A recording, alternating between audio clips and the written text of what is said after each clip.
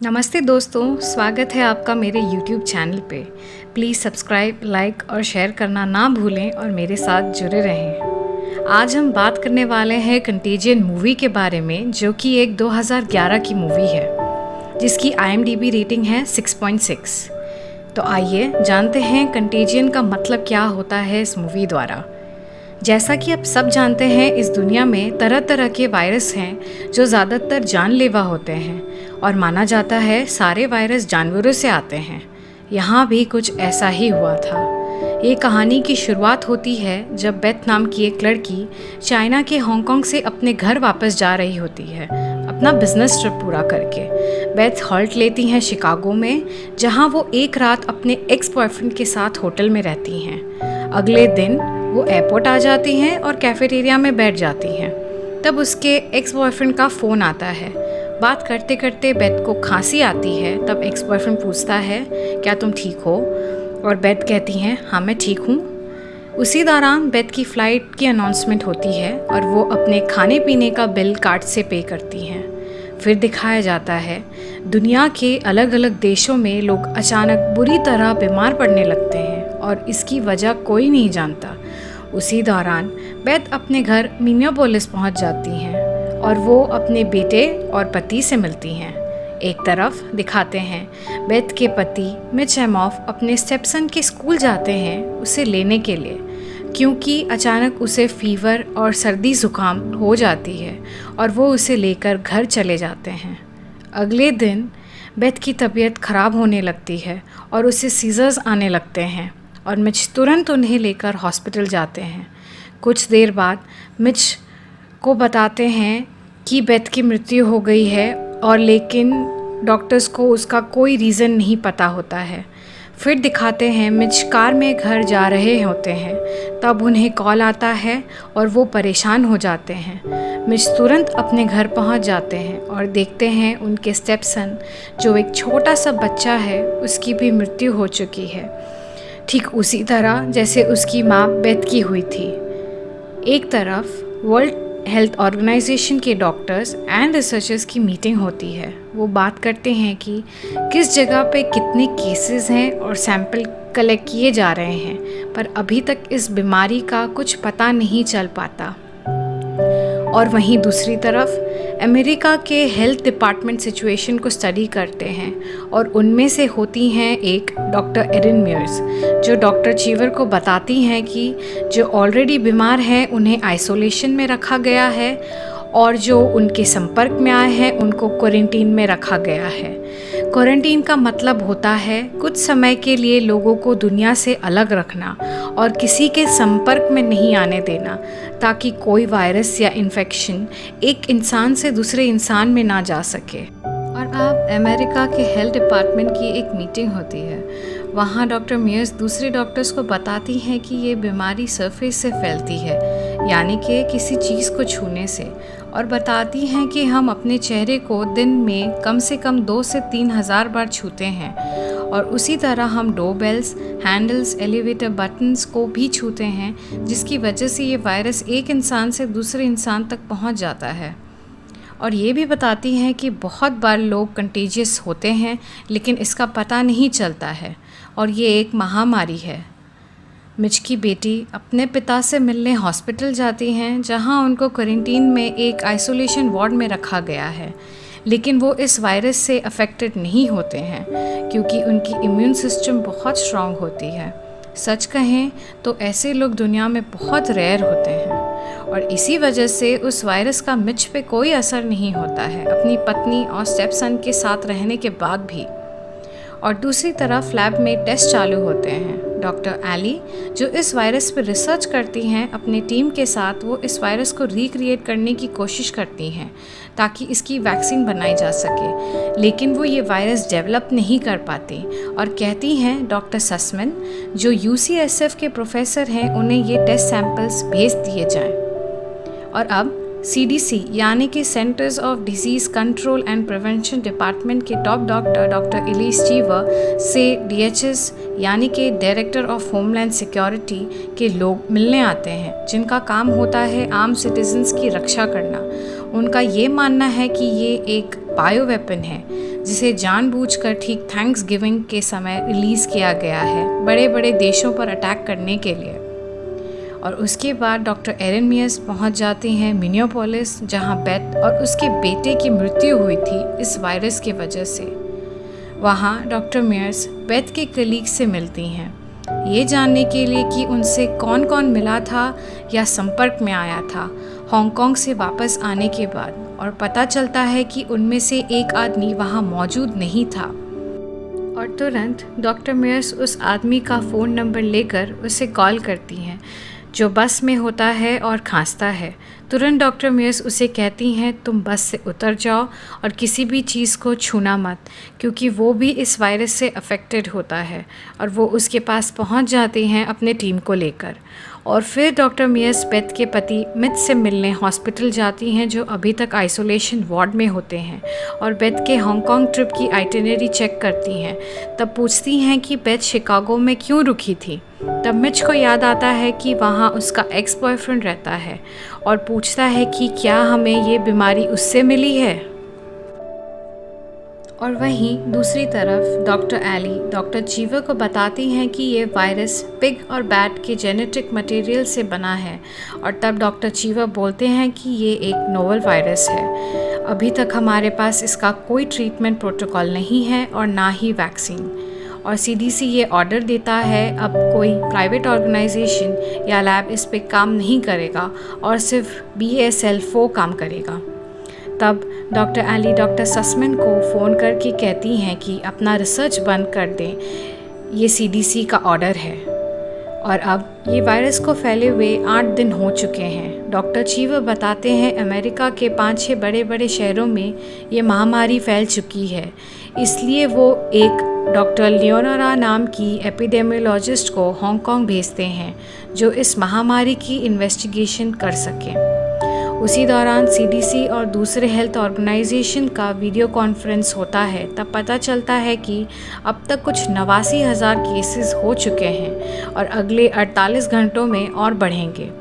Doctor Eli बताती हैं कि अब तक कोई वायरस या सेल बना नहीं पाए हैं, क्योंकि जिस भी जानवर में टेस्ट करते हैं वो मर जाता है, इसलिए कोई एक्सपेरिमेंट नहीं कर पाए और ना ही वैक्सीन बना पाए।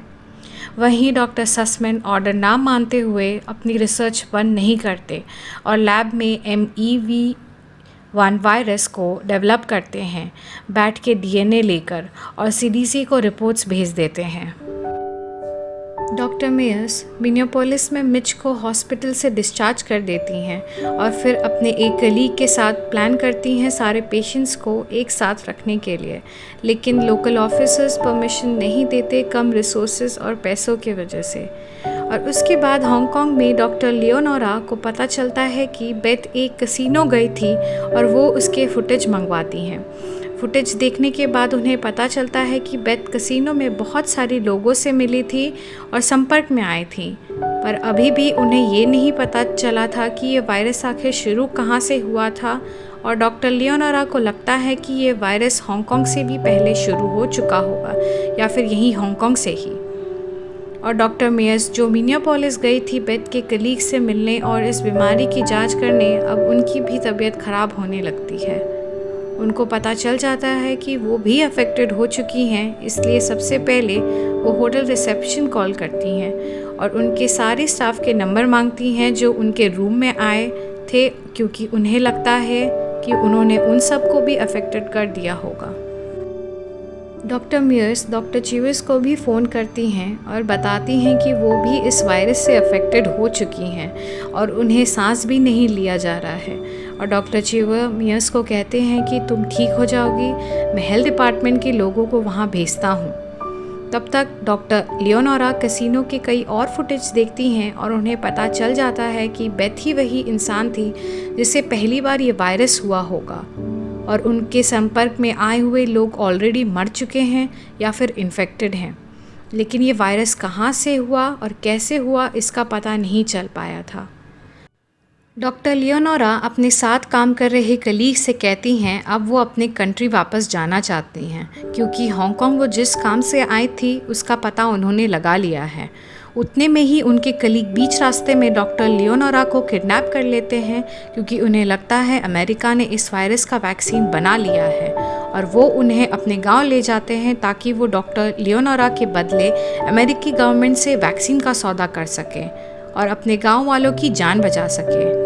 उसी दौरान एलन नाम का एक व्यक्ति, जो एक फ्रीलांस जर्नलिस्ट है, ये अफवाह फैलाता है कि उसने इस बीमारी का इलाज ढूंढ लिया है, जो एक होम्योपैथी दवा है, और वो अपने ब्लॉग पर अपनी बनाई हुई वीडियो अपलोड कर देता है ताकि वो ज़्यादा से ज़्यादा पैसे कमा सके, और वो पैसे कमाने भी लगता है क्योंकि लोगों को लगता है शायद सच में ये दवा काम कर रही हो। आगे दिखाते हैं कि डॉक्टर चीवर एलन की बनाई हुई वीडियो देख लेते हैं, फिर अपनी पत्नी को फ़ोन करते हैं और कहते हैं कि ये एक महामारी है, कम से कम 7 करोड़ लोग इन्फेक्टेड हो सकते हैं और बहुत लोगों की जानें जा सकती हैं क्योंकि ये एक सीरियस बीमारी है। और अपनी पत्नी से कहते हैं शिकागो से निकल के अटलांटा चले जाने के लिए, वो भी बिल्कुल अकेले, और उनकी पत्नी ठीक वैसा ही करती हैं। और ये बातें एक स्टाफ सुन लेता है। फिर उसके बाद डॉक्टर चीविस पे एक इन्वेस्टिगेशन बिठाई जाती है, और अब तक सिचुएशन बहुत ख़राब हो चुकी होती है। हर तरफ अफरा तफरी का माहौल हो जाता है। लोग खाने से लेकर हर एक ज़रूरत वाली चीज़ पाने के लिए झगड़ रहे होते हैं।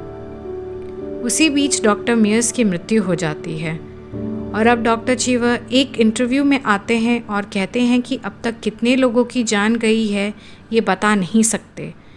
वहाँ एलन भी मौजूद होता है वीडियो कॉन्फ्रेंसिंग द्वारा, जो CDC और WHO पे इल्ज़ाम लगाता है कि ये लोग दुनिया से इस वायरस का सच छुपा रहे हैं कुछ बेनिफिट पाने के लिए। और अब इस वायरस को फैले हुए 21 दिन हो चुके हैं। लैब में कुछ अपडेट आता है, और तब डॉक्टर एली डॉक्टर चीवर को बताती हैं कि ये वायरस अफ्रीका में भी फैल रहा है और इसका फॉर्म भी अलग हो चुका है और सिचुएशन क्रिटिकल है। वैक्सीन्स बनाने की कोशिश अभी भी जारी होती है, जो अफेक्टेड मंकीज़ पे टेस्ट किए जाते हैं। और फिर एक दिन 97 बार जब मंकी पे टेस्ट किया जाता है तब रिजल्ट्स पॉजिटिव आता है, यानी कि वो मंकी बिल्कुल ठीक हो जाता है। डॉक्टर एली, जिसने ये दवा बनाई थी, वो खुद को इंजेक्ट कर लेती हैं और अपने पिता के पास चली जाती हैं। उनके पिता हॉस्पिटल में एक डॉक्टर हैं, पर वो भी इस बीमारी से अफेक्टेड होते हैं क्योंकि बहुत सारे डॉक्टर्स ड्यूटी छोड़कर चले जाते हैं, पर वो मरीज़ों की सेवा करते रह जाते हैं, इसलिए वो भी बीमार हो जाते हैं। फिर डॉक्टर एली अपना मास्क उतार देती हैं, और जब उनके पिता उनको बोलते हैं कि मास्क वापस पहन लो, तब वो बोलती हैं कि मैं अपनी बनाई हुई वैक्सीन को खुद पर टेस्ट कर रही हूँ क्योंकि लीगल तरीके से अप्रूवल मिलने में बहुत समय निकल जाएगा और दुनिया भर में इसके केसेस और बढ़ते जाएंगे। लेकिन ऐसा नहीं होता है, ये वैक्सीन सक्सेसफुली काम कर जाती है, और अब वैक्सीन का फास्ट ट्रैक पे प्रोडक्शन चालू हो जाता है, और पूरी दुनिया में ये खबर बताई जाती है कि वैक्सीन का पहला बैच बनने में 90 दिन लगेंगे। दोस्तों, अभी तक वर्ल्ड वाइड 26 मिलियन लोगों की जानें जा चुकी हैं, और अब था 133वां दिन। वैक्सीन्स तो बन चुकी थी, लेकिन सवाल था इतने बड़े तादाद में लोगों को वैक्सीन्स कैसे दिए जाएं। इसलिए यूएस गवर्नमेंट ने एक लॉटरी सिस्टम निकाली जिसमें जो बर्थ डेट आएगा उस डेट वाले लोगों को वैक्सीन्स दी जाएगी। एक तरफ मिच बहुत परेशान होते हैं अपनी बेटी को लेकर, क्योंकि उसका इम्यून सिस्टम स्ट्रांग है या नहीं इसका पता नहीं था। पिछले कई महीनों से ये दोनों घर में परेशान हो रहे थे। उन्हें और 4-5 महीने वेट करना था वैक्सीन्स मिलने के लिए लॉटरी सिस्टम के अनुसार। दूसरी तरफ ये दिखाया जाता है कि एलन को पुलिस गिरफ्तार कर लेती है फ्रॉड करने के जुर्म में, क्योंकि उसने एक होम्योपैथी कंपनी से पैसे लिए थे अपने ब्लॉग पर एडवर्टाइज करने के लिए, ताकि वो उनके साथ मिलकर प्रॉफिट कमा सके। लेकिन कुछ ही समय बाद उसे बेल मिल जाती है। आगे दिखाते हैं डॉक्टर लियोनोरा, जिसे हांगकांग में किडनैप कर लिया गया था। अब वो लोग उसे छोड़ने को तैयार होते हैं।